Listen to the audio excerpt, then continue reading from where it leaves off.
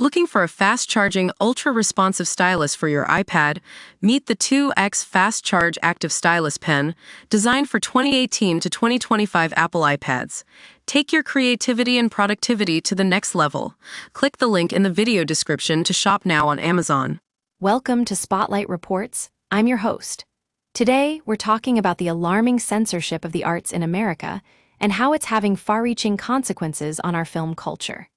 At this year's Cannes Film Festival, Palme d'Or winner Jafar Panahi delivered a scathing rebuke to the attempts to suppress art with his latest film, It Was Just an Accident. This movie is just one example of how artists around the world are finding ways to push back against censorship and create work that demands to be seen.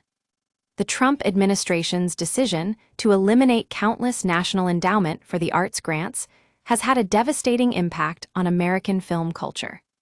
These small grants were crucial in supporting local filmmaking initiatives, from film clubs to festivals, that help sustain an expansive presence of movie-going beyond the biggest commercial offerings.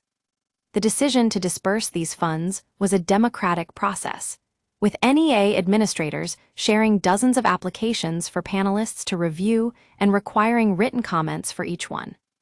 This allowed for nuanced decisions that went beyond just supporting underrepresented communities. Many of the grants were awarded to organizations that foster filmmaking on the local level, efforts that help ensure both audiences and artists continue to engage with movies as a part of America's entertainment infrastructure. The cancellations of these funds amount to explicit censorship, as well as missed opportunities for economic growth. The effects may seem minimal compared to film financing efforts overseas, but they're having a profound impact on our domestic cinema. By cutting off funding for organizations that support local filmmaking, the Trump administration is essentially starving the creative community of the resources it needs to thrive. It's a chilling reminder that when we restrict access to art, we're not just silencing voices, we're also limiting opportunities for growth and innovation.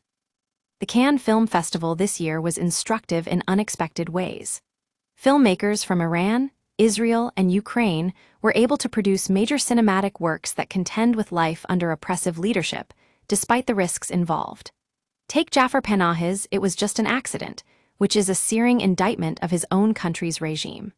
Or Nadav Lapid's Yes, which follows a hard-partying Tel Aviv couple conflicted over the war in Gaza. These movies are not just works of art.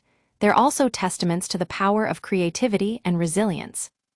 As we look at the global lessons from this year's Cannes Film Festival, it's clear that America needs to take note. Seeking international support, burying the lead, or hiding in the shadows to make the work as pure as possible are just a few strategies being used by filmmakers around the world to get their movies made despite censorship and propaganda. It's time for us to create an environment where artists can thrive without fear of retribution or reprisal.